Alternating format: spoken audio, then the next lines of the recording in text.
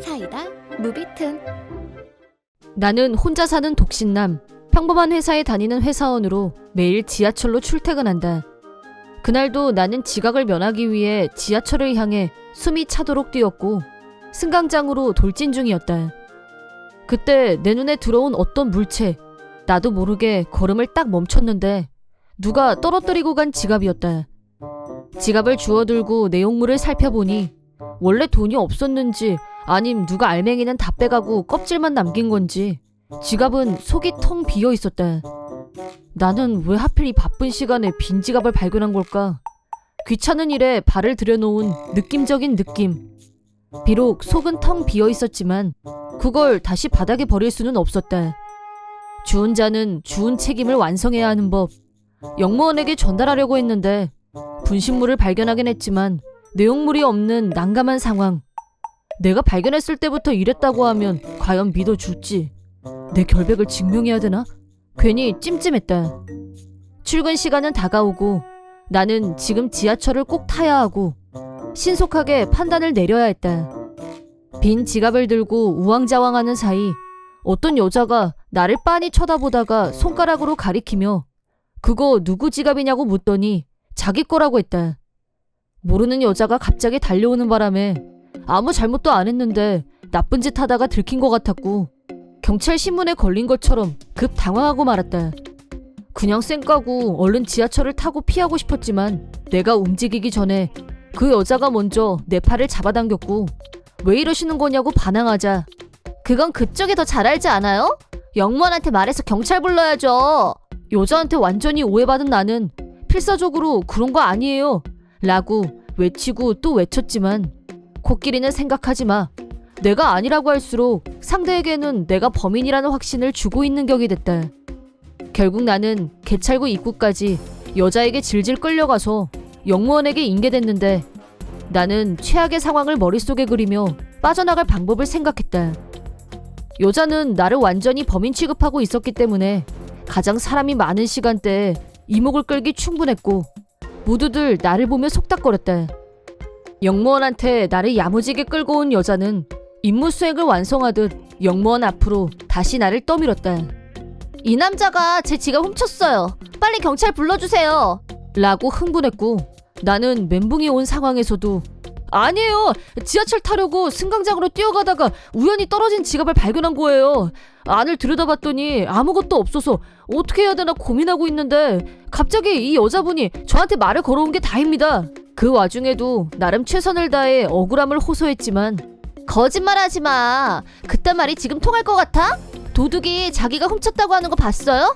됐고 빨리 경찰 불러주세요. 내가 당신한테 꼭 위자료 받아낼 거야. 갈수록 세게 나오는 여자. 나는 왈칵 겁이 났고 세상이 끝난 것 같은 생각마저 들었다. 나는 그저 떨어져 있는 지갑을 주웠을 뿐인데 엉겁결에 절도범으로 몰렸고 졸지에 위자료까지 덤터기를 쓰게 될 상황이었다. 상황은 점점 나쁜 쪽으로 치달았고 어떻게 해야 할지 아무 생각도 나지 않았다. 나는 무기력하게 거짓말이 아니다. 내 말을 믿어달라. 아무 효력도 없는 말을 영무원에게 되풀이했다. 하지만 나는 전력을 다해 사실을 말했고 단순하게 그거 외에 달리 내가 할 수 있는 일은 없었다. 그러자 영무원은 일단 안으로 들어가서 얘기를 들어보겠다고 했다. 그 말에 따라 우리는 영무실로 들어갔다. 영무원은 여자에게 처음부터 상황을 설명해달라고 했고 여자는 아직 흥분이 가라앉지 않은 상태에서 몸동작을 섞어가며 상황을 설명했다. 나는 그 사이에도 어떻게 말을 해야 내가 결백하다는 걸 믿어줄까 머리에 쥐가 나도록 생각을 짜내고 있었다. 그래서 여자가 지금 하는 말이 거의 들리지 않았다. 여자는 지하철에서 내렸을 때 지갑이 없는 걸 알았다면서 어쩌고 저쩌고 흥분한 상태로 목소리를 높여서 말을 쏟아냈다. 영무원은 여자가 하는 말을 받아 적어가면서 열심히 들어주고 있었다. 무고한 성추행 사건들도 그렇고 이런 상황에서는 약한 여자 이미지가 유리하게 작용한다는 생각이 들었다. 나는 승강장으로 향하는 도중에 우연히 지갑을 발견했고 소유자를 확인하기 위해 안을 열어봤더니 텅 비어 있었다. 그러니까 나는 소매치기가 다 빼가고 버린 지갑을 주운 거였다. 그런데 그때 마침 지갑 주인이란 사람이 나타났고 오해받고 여기에 와있다 라고 있는 사실 그대로 설명했다. 하지만 나는 이미 얼굴에 핏기도 없고 잔뜩 쫄아 있었다. 영무원은 나한테 승차권을 보여달라고 했다. 나는 승차권이 아니라 교통카드를 찍고 지하철을 탔다고 했더니 그러시냐면서 그건 참 잘한 일이라면서 나를 보며 가볍게 웃는 것 같았다. 그때는 그게 무슨 의미인지 전혀 이해를 못했었다. 그러더니 영무원은 잠깐 기다리라면서 내 교통카드를 들고 나갔고 잠시 후에 다시 돌아왔다. 나를 완전히 절도범 취급하는 여자와 한 공간에 계속 같이 있는 건 최악의 기분이었다. 교통카드 이력을 확인했더니 남자분 말씀대로 남자분이 여관으로 들어온 건 불과 몇 분 전이 맞는 것 같습니다. 그러니까 지하철에 탑승 중이었던 여자분의 지갑을 훔치는 건 정황상 불가능합니다. 라고 명확하게 상황을 분석해줬다. 에? 라고 나보다 여자가 먼저 격한 반응을 보였다. 물론 나도 영무원의 논리적인 분석 덕에 죽다 살아난 안도감과 대반전에 얼떨떨해서 눈이 휘둥그레졌다. 그리고 영무원은 여자에게 물론 남의 지갑을 주워서 안에 있는 돈만 꺼내고 그냥 내빼는 사람도 있지만 이분처럼 주운 지갑을 주인에게 돌려주려고 하는 사람도 있다는 걸 잊지 마셨으면 합니다. 라고 말씀하자 여자는 나를 보더니 고개를 숙이면서 죄송하다고 사과했다. 죄송합니다. 실은 아빠 생일이라 선물 사려고 저금해뒀던 돈을 좀 전에 찾아서 30만 원이나 되는데 그래서 더 용서가 안 됐던 것 같아요. 그쪽이 하는 말이 전혀 안 들렸어요. 물론 다짜고짜 나를 절도범으로 취급했던 불쾌감은 쉽게 용서가 되지 않았지만 여자의 사정을 들어보니 내 기분도 조금 풀리는 것 같았다. 나는 무고한 혐의를 벗었지만 결과적으로 여자의 돈은 찾을 수 있는 방법이 거의 없다고 보는 게 기정사실이기도 하고 아까 분위기로는 내가 난 억울하다고 더 난리를 쳤어도 아마 씨도 먹히지 않았을 거다. 아까 몰려들었던 사람 중에는 나를 범인으로 생각한 사람도 있을 거고 거의 그런 취급도 받았고 하지만 상대가 여자라서 그런지 나도 아까와는 전혀 딴판으로 정중하게 몇 번이나 사과하는 여자한테 더 이상 무슨 말을 하기도 뭐한 기분이 되어 있었다.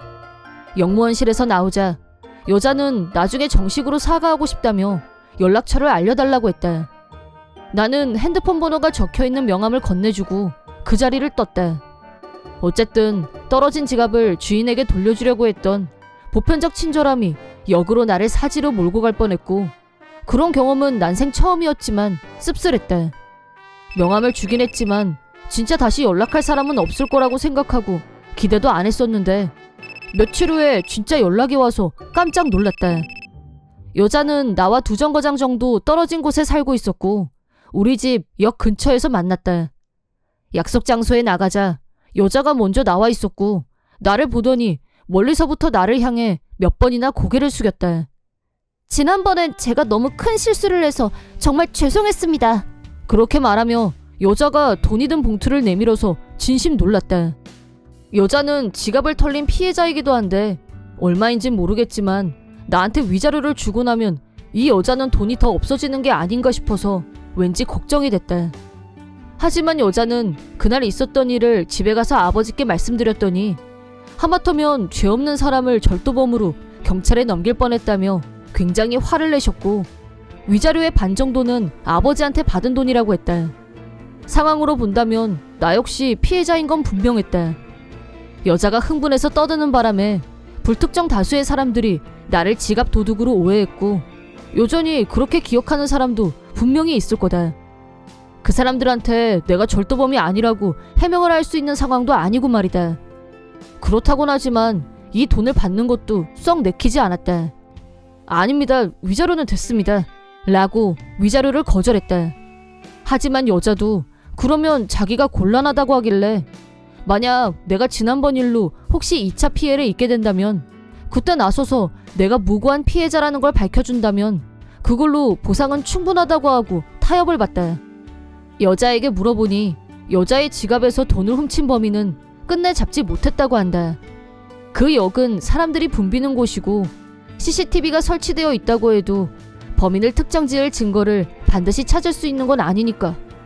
어쨌든 나는 누명도 벗었고 여자와 생겼던 앙금도 다 풀렸기 때문에 결과적으로는 다 해결됐으니 속이 후련했다. 이번 영상은 어떠셨나요? 재밌게 보셨다면 구독, 좋아요에 댓글까지 달아주시면 감사하겠습니다. 그럼 다음 영상에서 만나요.